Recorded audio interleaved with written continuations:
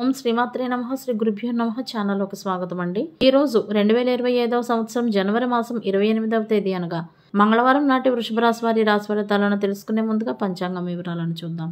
స్వస్తి శ్రీ చాంద్రమానేన శ్రీ క్రోధినామ సంవత్సరము పుష్యమాసము హేమంత ఋతువు ఉత్తరాయణము బహుళపక్షము తిథి చతుర్దశి జనవరి 27వ తేదీ అనగా సోమవారం నాడు రాత్రి 8:35 నుండి జనవరి 28వ తేదీ అనగా మంగళవారం నాడు సాయంత్రం 7:36 వరకు. తదుపరి తిథి బహుళపక్షం అమావాస్య జనవరి 28వ తేదీ అనగా మంగళవారం నాడు సాయంత్రం 7:36 నుండి జనవరి 29వ తేదీ అనగా బుధవారం నాడు సాయంత్రం 6:05 వరకు. నక్షత్రం పూర్వాషాఢ జనవరి 27వ తేదీ అనగా సోమవారం నాడు ఉదయం 9:02 నుండి జనవరి 28వ తేదీ అనగా మంగళవారం నాడు ఉదయం 8:58 వరకు. తదుపరి నక్షత్రం ఉత్తరాషాఢ జనవరి 28వ తేదీ అనగా మంగళవారం నాడు ఉదయం 8:58 నుండి జనవరి 29వ తేదీ అనగా బుధవారం నాడు ఉదయం 8:20 వరకు. కరణం భద్ర జనవరి 27వ తేదీ అనగా సోమవారం నాడు రాత్రి 8:35 నుండి జనవరి 28వ తేదీ అనగా మంగళవారం నాడు ఉదయం 8:10 వరకు.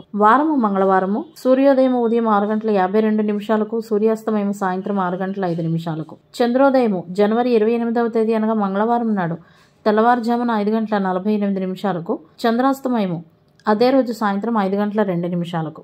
రాహుకాలం మధ్యాహ్నం 3:17 నుండి సాయంత్రం 4:41 వరకు. యమగండ కాలము ఉదయం 9:40 నుండి 11:04 వరకు. గుళికా సమయము మధ్యాహ్నం 12:29 నుండి 1:53 వరకు. దుర్ముహూర్తము ఉదయం 9:07 నుండి 9:52 వరకు. తదుపరి రాత్రి 11:12 నుండి అర్ధరాత్రి 12:03 వరకు. వర్జ్యము తెల్లవారుజామున 4:45 నుండి 6:18 వరకు. అభిజిత్ ముహూర్తాలు మధ్యాహ్నం 12:06 నుండి 12:51 వరకు. అమృతకాలము అర్ధరాత్రి 2:05 నుండి 3:39 వరకు. బ్రహ్మ ముహూర్తం తెల్లవారుజామున 5:16 నుండి 6:04 వరకు. సూర్యరాశి మకర రాశి జన్మరాశి చంద్రుడు మకర రాశిలోకి ప్రవేశించే ముందు జనవరి 28వ తేదీ అనగా మంగళవారం నాడు మధ్యాహ్నం 2:52 ధనుసు రాశి గుండా ప్రయాణిస్తాడు. దిశాశూలం ఉత్తర. ఇవండి వాటి పంచాంగం వివరాలు. ఇప్పుడు వృషభ రాశి వారి రాశి ఫలితాలను గురించి తెలుసుకుందాం.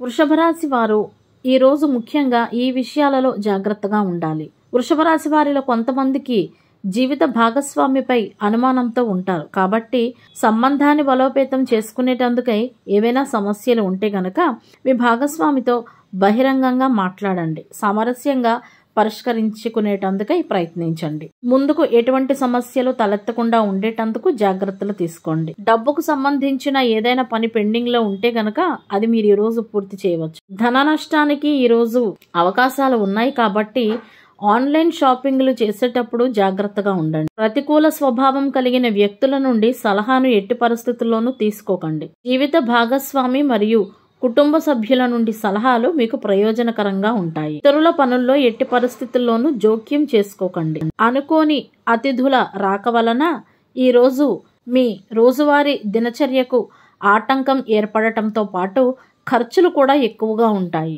దీనిపై తగ్గింపు ఎట్టి పరిస్థితులలోనూ సాధ్యం కానిదిగా ఉంటుంది. తొందరపాటు నిర్ణయాలను తీసుకోకండి. మీ ప్రవర్తనలో స్థిరత్వాన్ని మీరు కొనసాగించండి. ఓపిక పట్టండి. ప్రతి పరిస్థితిలో కూడా ఓపిక పట్టడం చాలా అవసరం. ఇంట్లో పెద్దలు ఎవరైనా ఉంటే వారి సలహాలు సూచనలు తీసుకోండి. ఏదైనా ఆస్తిని కొనుగోలు చేయాలని లేదా విక్రయించాలని లేదు ఇంకెక్కడైనా పెట్టుబడి పెట్టాలని గనక ఆలోచిస్తున్నట్లయితే ఈ సమయం మీకు అనుకూలంగానే ఉంటుంది.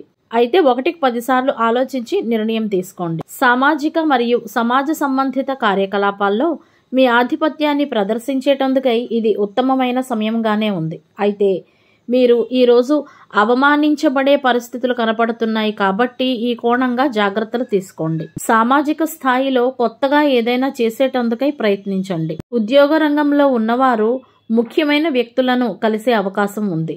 కార్యాలయ రంగంలో ఉన్నవారు తమ భవిష్యత్తు గురించి కొంత ఆందోళన చెందుతారు. కానీ మీరు చేసే కృషి మీకు విజయాన్ని తీసుకువస్తుంది. వ్యాపారవేత్తలు మార్కెట్లో విజయాన్ని సాధిస్తారు.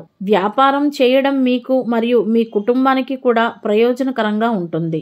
విద్యార్థులు యువత కుటుంబ సమస్యలు తీరిన తర్వాత వారి చదువుపైన దృష్టి పెడతారు. కుటుంబంలోకి ఒక కొత్త అతిథి రావచ్చు. ఈ రోజు ఈ రాశి వారు కొన్ని కొత్త పనులను ప్రారంభిస్తారు. మనసు కూడా సంతోషంగా ఉంటుంది. ఈరోజు ఎవరినైతే కొత్త వ్యక్తులను కలుస్తారో వారి నుండి మీకు మీ పని రంగంలో మద్దతు లభిస్తుంది.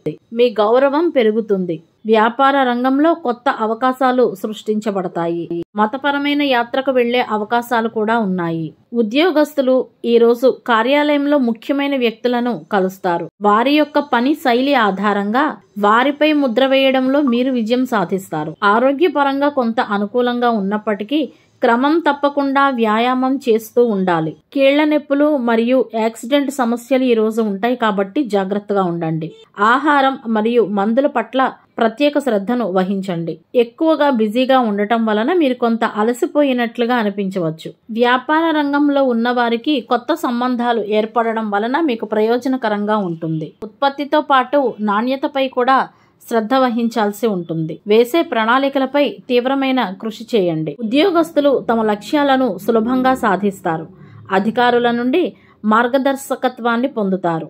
శుభకార్యాలలో భాగస్వామ్యం ఉంటుంది. ఆత్మవిశ్వాసం పెరుగుతుంది. కుటుంబ బాధ్యతల కోసం చేసే ఫలితాలు ప్రత్యేక ఖ్యాతిని తీసుకువస్తాయి. ఈ రోజు మీరు ఏదైనా ప్రత్యేకంగా చేసే రోజుగా ఉంటుంది. అయితే మీ పిల్లల కారణంగా ఈ రోజు మీరు ఆందోళన చెందుతారు. మీ పిల్లలు మీ నుండి ఏదైనా అభ్యర్థించవచ్చు. మీరు దానిని ఖచ్చితంగా నెరవేరుస్తారు.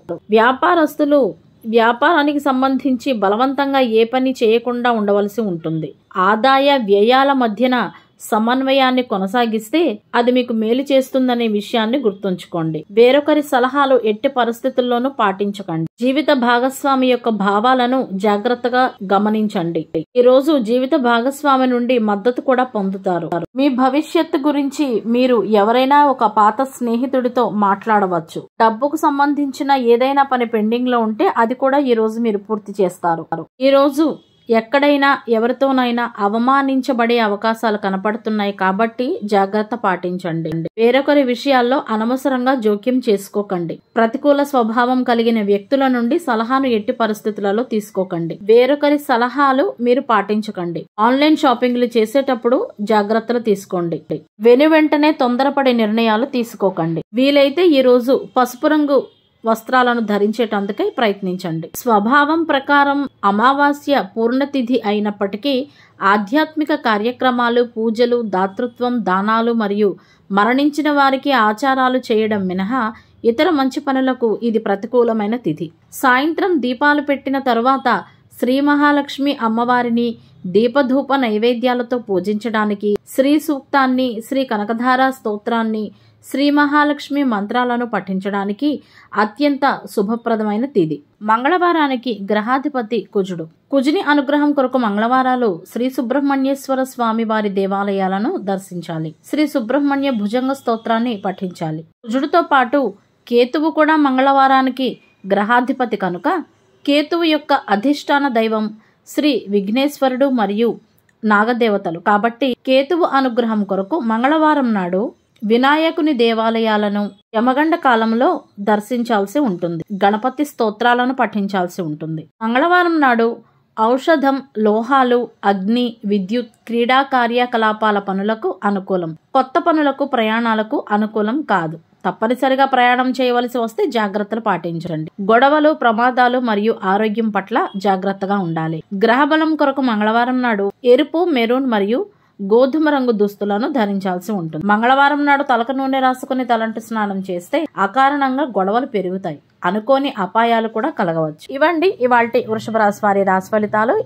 ఇదే విధంగా ప్రతిరోజు పంచాంగం వివరాల కొరకై మరియు వృషభ రాశి వారి రాశి ఫలితాల కొరకై మన ఛానల్ను సబ్స్క్రైబ్ చేసుకుని మమ్మల్ని సపోర్ట్ చేస్తారని ఆశిస్తున్నాము. ధన్యవాదాలు.